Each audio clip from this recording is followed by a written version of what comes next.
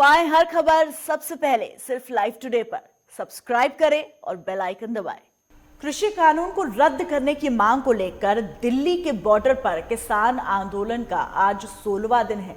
किसानों ने आंदोलन को बड़े स्तर पर ले जाने की ठान ली है। किसान अब 12 दिसंबर को देश भर के टोल नाकाओं को फ्री करने की तैयारी में है, जबकि 14 दिसंबर को देश भर में बीजेपी नेताओं के घेराव से लेकर जिला मुख्यालयों पर प्रदर्शन की योजना है। यही नहीं, सरकार पर दबाव बढ़ाने के लिए भी किसान संगठनों ने 12 दिसंबर से दिल्ली की घेराबंदी बढ़ाने की चेतावनी भी दे दी है।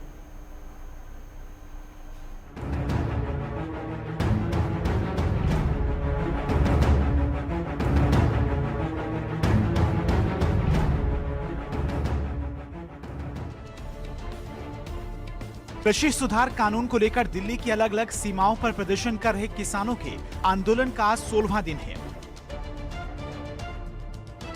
किसानों ने केंद्र सरकार की ओर से भेजे गए प्रस्ताव को खारिज कर दिया है और अब कृषि कानून पर केंद्र और किसानों का टकराव और बढ़ गया है। किसानों ने 12 दिसंबर से दिल्ली की घेराबंदी बढ़ाने का ऐलान किया है। साथ ही किसान नेताओं का कहना है वे शनिवार को जयपुर, दिल्ली और दिल्ली आगरा एक्सप्रेस वे को बंद करेंगे और आंदोलन को तेज करते हुए 14 दिसंबर को राष्ट्रीय व्यापी प्रदर्शन करेंगे। किसान नेताओं ने ऐलान किया है कि 14 दिसंबर को पूरे देश में जिला मुख्यालयों पर धरना प्रदर्शन होगा और दिल्ली के आसपास के राज्यों में धरने होंगे।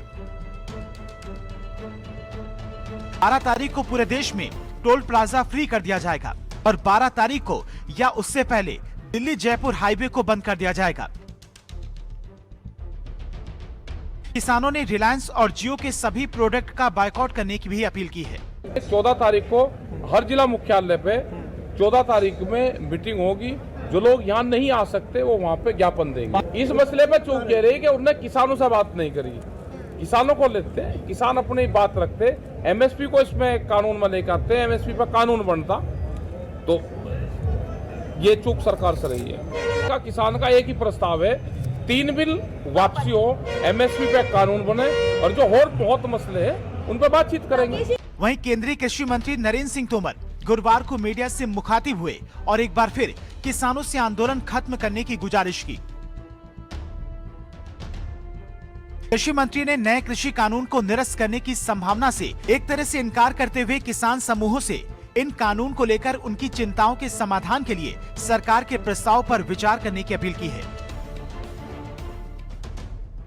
उन्होंने कहा है कि जब भी किसान नेता चाहें, वो अपने प्रस्ताव पर खुले मन से चर्चा करने के लिए तैयार हैं। सरकार किसानों से आगे और वार्ता करने को इच्छुक और तैयार है। पूरा देश इस बात का साक्षी है। 2006 में स्वामीनाथन साहब की रिपोर्ट आई थी और उस रिपोर्ट में भी लंबे समय तक इंतजार हुआ कि एमएसपी को 1.5 गुना करके लागू किया जाए, लेकिन वो लागू नहीं किया गया। मोदी जी जब प्रधानमंत्री बन गए तब भी ये बात खड़ी हुई थी, तो स्वाभाविक रूप से जब एमएसपी को 1.5 गुना किया जाना है तो वित्तीय भार तो बढ़ेगा ही। लेकिन ये मोदी जी की प्रतिबद्धता किसानों के प्रति थी कि उन्होंने जो लागत मूल्य है उस पर 50% मुनाफा देकर और एमएसपी घोषित करने का निर्णय किया और उसका लाभ आज देश भर के किसानों को मिल रहा है। और आप देखेंगे कि कुल मिला के कृषि मंत्रालय के बजट की स्थिति को भी देखेंगे तो आज 1,34,000 करोड़ है। यह जब यूपीए की सरकार थी उससे लगभग 6 गुना बढ़ोतरी है। मैं आपके माध्यम से किसानों को यह भी कहना चाहता हूं, चर्चा की स्थिति के लिए कहा जाएगा, भारत सरकार एकदम चर्चा के लिए तैयार रहेगी। हालांकि कृषि मंत्री की अपील का किसानों पर कोई असर नहीं हुआ और उन्होंने साफ और स्पष्ट शब्दों में आंदोलन जारी रखने का ऐलान कर दिया। किसान पहले दिन से तीनों कृषि कानून रद्द करने की मांग पर अड़े हुए हैं। अब किसानों ने आंदोलन को बड़े स्तर पर ले जाने की ठान ली है। यही नहीं, सरकार पर दबाव बढ़ाने के लिए किसान संगठनों ने 12 दिसंबर से दिल्ली की घेराबंदी बढ़ाने की चेतावनी भी दी है। देखिए, एक बात कंटेंट में मैं फिर प्रिसाइजली कहना चाहता हूँ। कोविड के समय ये 3 एक्ट आए हैं। इसमें इतना बोलना चाहता हूँ कि ये कृषि का जो ऑनगोइंग प्रोसेस था उसको ट्रेडर्स और कॉर्पोरेट को संभालने के लिए आए हैं। अभी वो बोल रहे हैं कि कानून में जो गलत है उसको ठीक करा लो। भाई, कानून ही क्यों लाए? कानून ही गलत लाए हो आप। तो ये जो किसान संगठन उठा रहे हैं, ये आवाज आपके मीडिया के जरिए हम पूरी दुनिया को पहुंचाना चाहते हैं। ये आने ही नहीं चाहिए थे। हमने डिमांड नहीं था कि प्राइवेटाइजेशन एग्रीकल्चर में शुरू करो, कॉन्ट्रैक्ट शुरू करो, प्राइवेट मंडी शुरू करो। क्यों लाया गया ये कानून? अब बंगाल, बिहार, यूपी से पैडी जो है वो पंजाब की मंडियों की एपीएमसी मंडियों में क्यों जाके, मैं डिटेल में नहीं जाना चाहता, लेकिन ये कहना चाहता हूँ कि तीनों कानून जो हैं वो चाहे जो जखीरेबाजी बढ़ाने वाला बात है, तो इस हम इसेंशियली इस चीज के लिए इनको रिजेक्ट करते हैं, इसलिए नहीं कि इसमें कुछ सुधार हो सकता।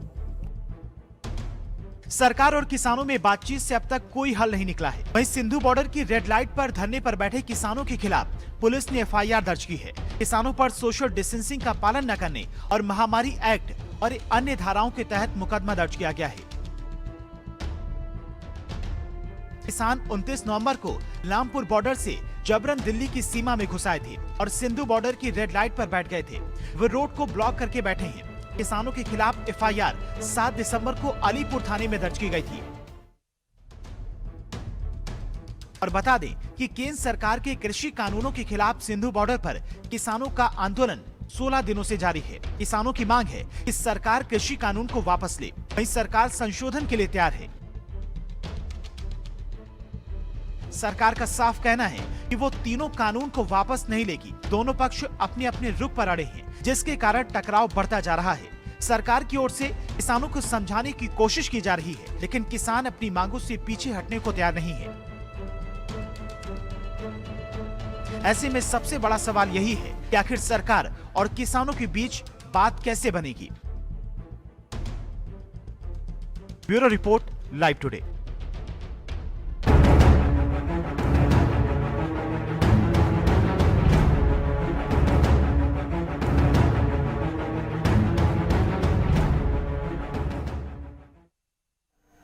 रुकेंगे यहाँ एक छोटे से ब्रेक के लिए। ब्रेक के उस पार खबरों का सिलसिला यूं ही जारी रहेगा।